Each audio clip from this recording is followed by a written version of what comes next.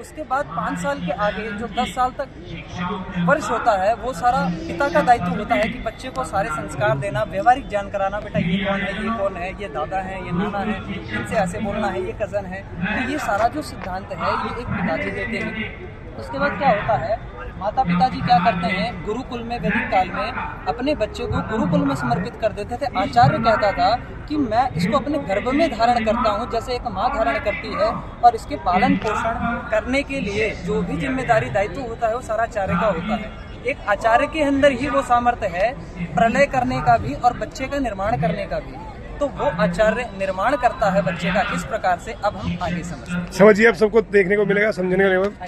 चलो आओ जल्दी समझो इनसे, एक बार थोड़ा समझते रहो। हाँ। अब जब बच्चा गुरुकुल में आ जाता है तो गुरुकुल में ब्राह्मण का यदि बच्चा होता है तो वो क्या होता है, उनका जनेऊ संस्कार घर से हो जाता है, और 3 जो वर्ण अलग बचते हैं उनमें से जो बच्चे आते हैं तो उनका संस्कार गुरुकुल में कराया जाता है। गुरुकुल में कराने के बाद यज्ञ इत्यादि की जो नींव होती है, जड़ होती है, ध्यान की जो जड़ है, उन सबको नींव अच्छी एक बच्चे की इस वर्ष में मजबूत की जाती है। 13 वर्ष तक बच्चे को मजबूत किया जाता है। आर्य समाज के 10 नियम। आज मॉडर्न में क्या है, जब बच्चे आते हैं तो उन्हें व्यवहार भानु, आर्योदय, शतमाला और छोटे छोटे 10 नियम, ईश्वर, आत्मा, परमात्मा, जीवात्मा, पाप पुण्य, इन सब के छोटे छोटे लॉजिकल चीजें जो सिद्धांत हैं उनको कंठस्थ कराया जाता है बच्चे को। और बौद्धिक प्रशिक्षण, अस्त्र शस्त्र, बौद्धिक, शारीरिक प्रशिक्षण दिया जाता है। अध्ययन अध्यापन भी चलता रहता है, ध्यान चलता रहता है। ये इस उम्र तक बच्चे की एक नींव को पूरा कंठस्थ करने का काम गुरुकुल करता है। इसी माध्यम से दिखाया गया है कि किस किस आयु में क्या क्या हो रहा है। समझते रहो आप सब लोग आगे।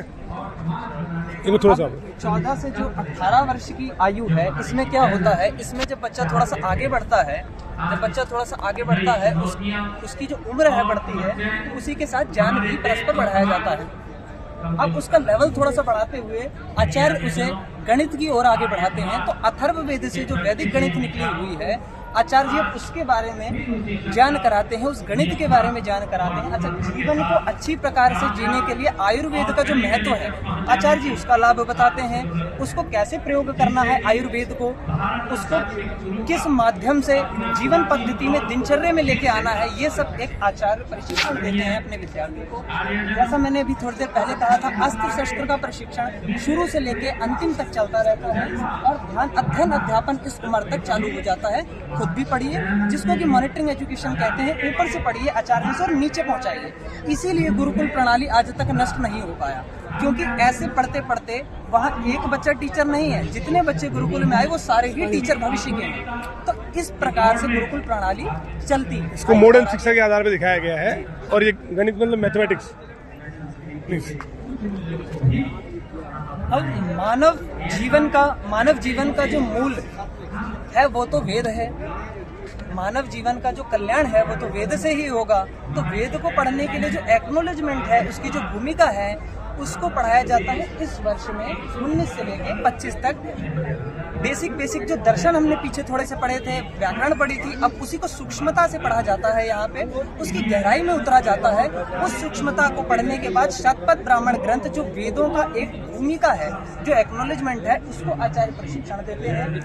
व्यक्ति का ध्यान करने से स्तर निरंतर बढ़ता रहता है, जिससे वो इन चीजों को अपने अंदर प्रतिदिन जीता है और धारण करता रहता है।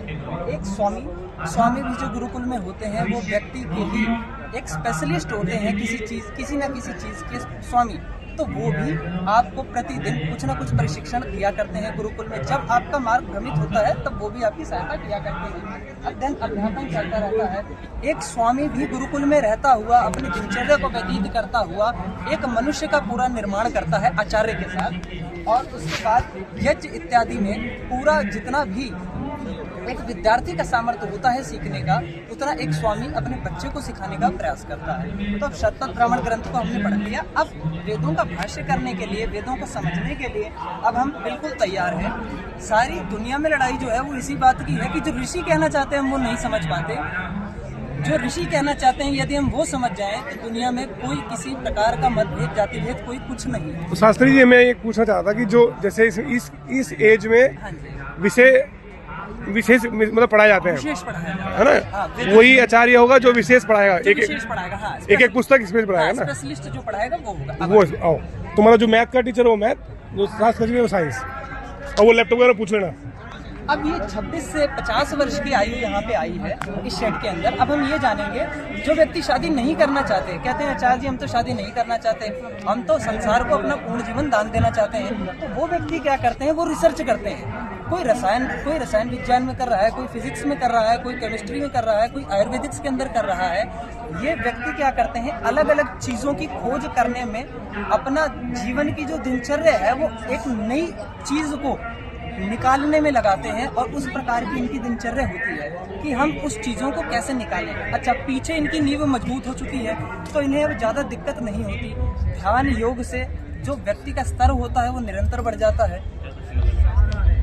हाँ, तो जो स्तर होता है व्यक्ति का वो थोड़ा सा निरंतर बढ़ता रहता है, तो वो व्यक्ति क्या करता है, इससे बहुत सारी चीज़ें सीख जाता है। अपने यहाँ राइनोप्लास्टी का जो ऑपरेशन होता था पहले, ऐसे 28,000 विश्वविद्यालय हुआ करते थे जहाँ पे राइनोप्लास्टी का भी ऑपरेशन अपने यहाँ भारत के अमरावती विश्वविद्यालय में हुआ करता था।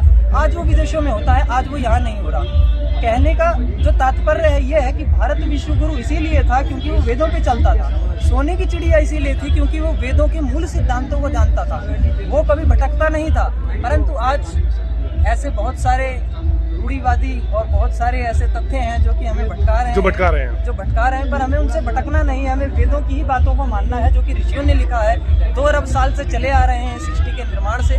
तो हमें अपने सिद्धांत उसी पे रखने हैं और दृढ़ होकर ऐसे ब्रह्मचर्य काल को व्यतीत करना है जिसमें कि एक नई ऊर्जा के साथ जीवन जीगे और दुनिया के लिए, कल्याण के लिए, कुछ हम मनुष्य मात्र के कल्याण के लिए कुछ आगे लेके आ सकें, कुछ नई खोज करके ला सकें। जहाँ से साइंटिस्ट और वैज्ञानिक, सॉरी, डॉक्टर निकलते हैं, यहीं से निकलते हैं, इसी वर्ष से। ठीक है, तो ये साइंटिस्ट और डॉक्टर यहीं से निकलते हैं, यहीं से इसी एज में। ये कंप्यूटर भी इसीलिए दर्शाया है कि थोड़ा सा वो ये पूछ रही थी। हाँ, अच्छा, ये हाँ, तो ये ऐसे ही है। इसी प्रकार से कोई मैथ्स में अपनी खोज कर रहा है, कोई गणित में कोई नया फॉर्मूला पूछता है, और जो ब्रह्मचारी से हटके जाता है वो फिर जो गृहस्थी आश्रम में जानना चाहता है तो उसके लिए अलग शेड है।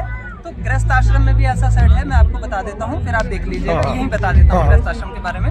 तो वहाँ पे क्या है, इस एज को जो है वो सेम एज है, यही एज है, बस जो शादी कर लेगा तो वो उस एज में चला वो ये छोड़ देगा। अच्छा। ब्रह्मचर्य आश्रम, जबकि गृहस्थी भी ब्रह्मचारी होता है, बिल्कुल पालन करे अगर वो भोगी ना हो तो।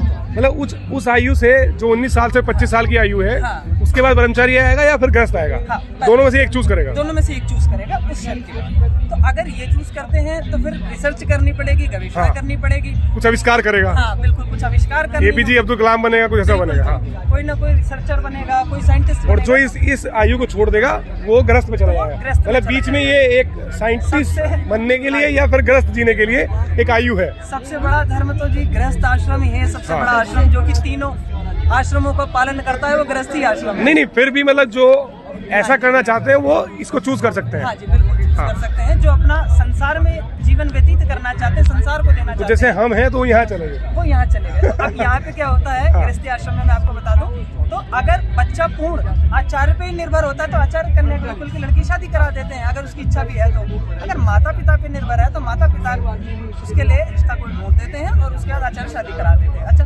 शादी करने के बाद कौन सा पैसा धर्म का है, कौन सा अधर्म का पैसा है, ये पूरा जो माँ प्रशिक्षण माँ को देना चाहिए वो एक आचार्य प्रशिक्षण देता है। बेटा ये पैसा धर्म का है, ये अधर्म का है, इसको लेना, इसको मत लेना। कोई भूखा आ जाए दुकान से तो वापस नहीं जाना चाहिए, कोई सन्यासी आ जाए तो उसकी सेवा में कोई कमी नहीं होनी चाहिए, कोई आचार्य आ जाए तो उसकी सेवा में कोई कमी नहीं होनी चाहिए। ये सारा प्रशिक्षण जो है ये एक आचार्य बच्चों को निरंतर देता रहता है। इस शिक्षा के बाद अब 50 से 75 की तरफ वो जो पिता थे जो बन के आए गृहस्थी, अब वो पिता बन गए, उनके भी बच्चे होंगे, तो बच्चे तो वहाँ चले जाएंगे शुरू से, 0 से बच्चे तो वहाँ चले गए। और अब ये वानप्रस्थ में चले गए। वानप्रस्थ में फिर ये बच्चों को अपना अनुभव बांटते हैं क्योंकि ब्रह्मचारी भी उसी में रहते हैं गुरुकुल में। तो ये वानप्रस्थ आश्रम का पालन करते हुए बच्चों को क्या करते हैं, ब्रह्मचर्य आश्रम में बच्चों को ज्ञान, अपना विसर्जन, सारा ज्ञान बांटते हैं। ज्ञान को अध्ययन अध्यापन कराते हुए ज्ञान बांटते हैं और ज्ञान बांटने के बाद ये संन्यास में चले जाते हैं और इनके बच्चे वहाँ से दोबारा शुरू करते हैं। तो ये पूरा एक चक्र था जो हमने छोटा सा गुरुकुल प्रणाली को समझाने का प्रयास। सर्किल है। आइए आप यहाँ एक बार फोटो ले लीजिए। ये गृहस्थ आश्रम का बिल्कुल जो मैंने अभी आपको गृहस्थ आश्रम बताया यही है। तो आचार्य जी शादी कराते हैं। ये जो व्यवसाय कर रहा है इसमें क्या हानि लाभ है, न्याय दर्शन के हिसाब से 54 प्रकार की गलतियां आचार्य बताने का काम करते हैं। बेटा ये त्रुटि है, ये त्रुटि है, इसको दूर कीजिए, इसको दूर कीजिए। ये आचार्य भी बताते हैं। उसके बाद ये 50 से 75 में जो पढ़ते आए अभी तक, इस उम्र तक पहुंच गए शादी के बाद, अभी 50 से 75 के बाद वानप्रस्थ में, और उसके 75 के बाद सन्यासी, और इनके बच्चे फिर से वही। तो बहुत सही आपने आचार्य शास्त्री जी बताया। अपना नाम, गुरुकुल का नाम एक बार बता दीजिए। मैं ब्रह्मचारी विक्रम और गुरुकुल रोजड़ गुजरात से हूँ, और आप लोगों के समक्ष एक छोटा सा विषय प्रस्तुत गुरुकुल किया का पूरा मैंने। महत्व, हाँ, बहुत बहुत धन्यवाद।